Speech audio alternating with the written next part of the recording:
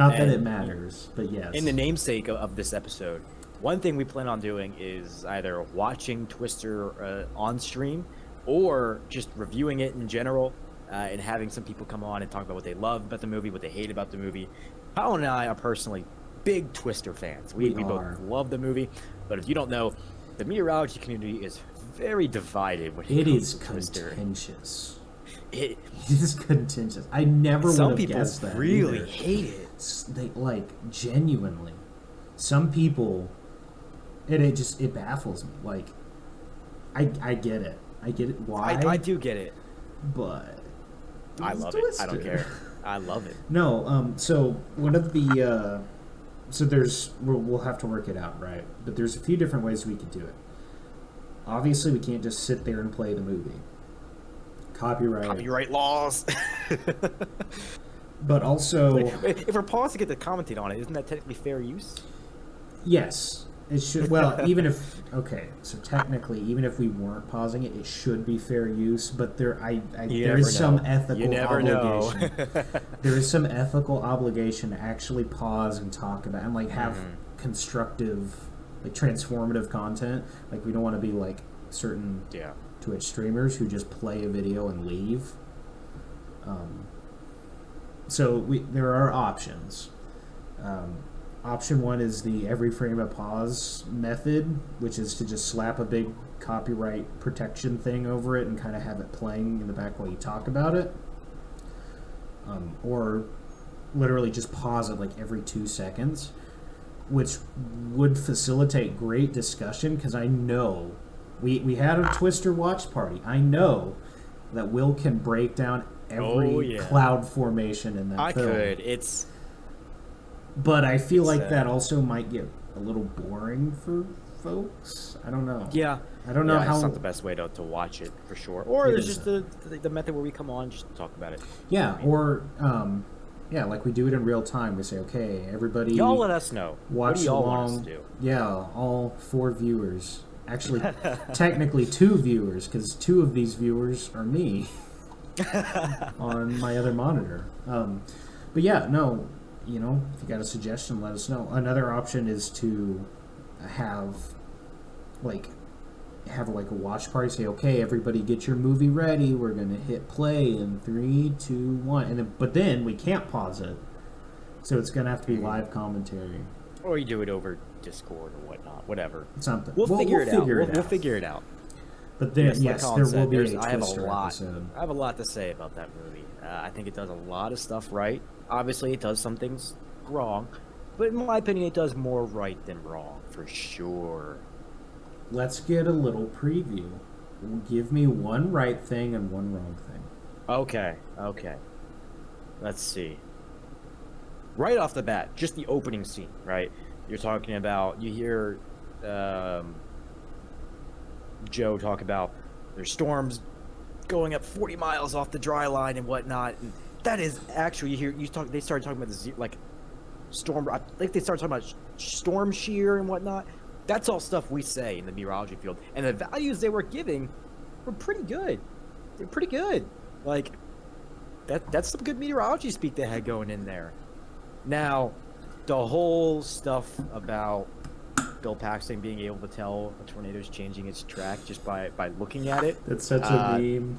That doesn't happen. You can like it happens. Tell, but tornadoes are very, very erratic in real life, and just because a tornado is moving one direction at one point doesn't mean it can't loop back around, a la El Reno, and do a whole bunch of crazy stuff. So let me be clear: the scene he's referring to, Bill Paxton, God bless him, picks up a handful of dirt and he lets it run through his fingers, and suddenly he has this psychic knowledge of what the storm's doing.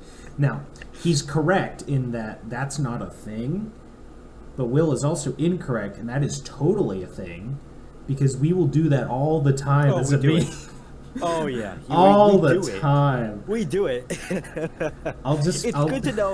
It's good to know if the air is moving towards the storm. I mean we do the dirt thing as like a joke. All the time. See, I want to do what I would love to do, or I'd love to see somebody do, is recreate the scene they're talking about when they're having the all the steak and eggs and everything, and they're talking about Bill Paxton naked, drunk, stumbling towards a tornado and chucking a bottle of beer into it. Mm-hmm. I would pay to see somebody do that. That would be the funniest thing I think ever. Well, Will, you could always volunteer. I don't actually want to see anybody do that unless you're driving the Dominator or the Tiv. Please do not zero near a tornado. There were too many people I saw on Twitter celebrating the fact that they zero metered a tornado in their Toyota Corolla. It's not smart. It's don't do it, please. Very, very stupid. The video we showed of the Tuscaloosa tornado, I don't think that guy was. I don't know. I wouldn't have been there.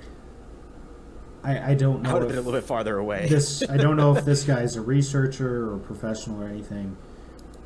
There are plenty of storm chasers who get very, very close, and those guys know what they're doing. They get out of the way, and even for them, it gets a little bit hairy sometimes. And generally speaking, if you're doing the kind of research where you need to be like smack dab next to it, you have a modded out vehicle like the Dominator, right?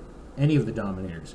Literally designed to, like with pistons, to drop so that wind can't get under it and roll it. Like, yep. For example, probably $1 million vehicle.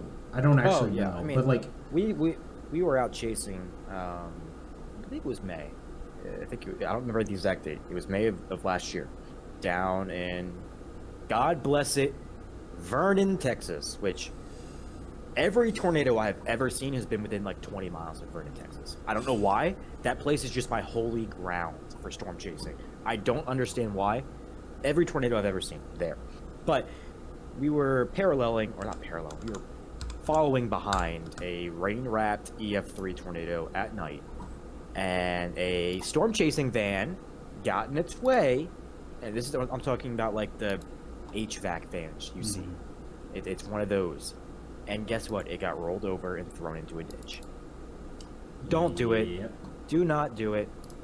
I understand there's this thrill and rush to get as close as you can and see the raw power. I get it. Don't you want to live to see another one, man?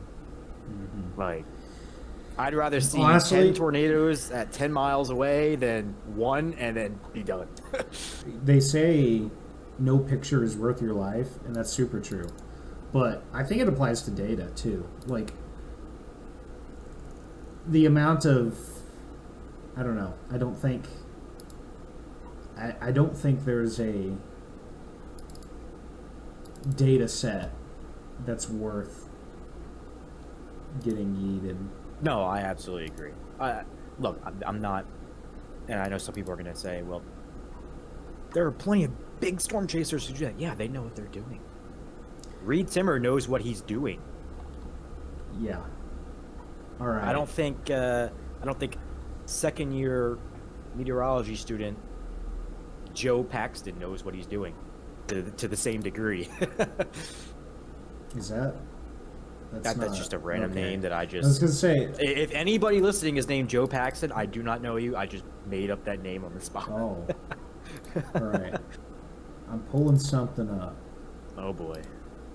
Oh wait, no, don't open. Okay. I'm trying. No, but in all seriousness, if you're gonna storm chase, just make sure you're doing it safely. There are ways to storm chase and to take in all that stuff and still be safe. I advocate for that. I advocate for doing whatever you want to do, right? If you want to go out and storm chase and get as close as you can, that's your prerogative. But if you don't know what you're doing, I would recommend either going with somebody who does or playing it safe until you really know what you're doing.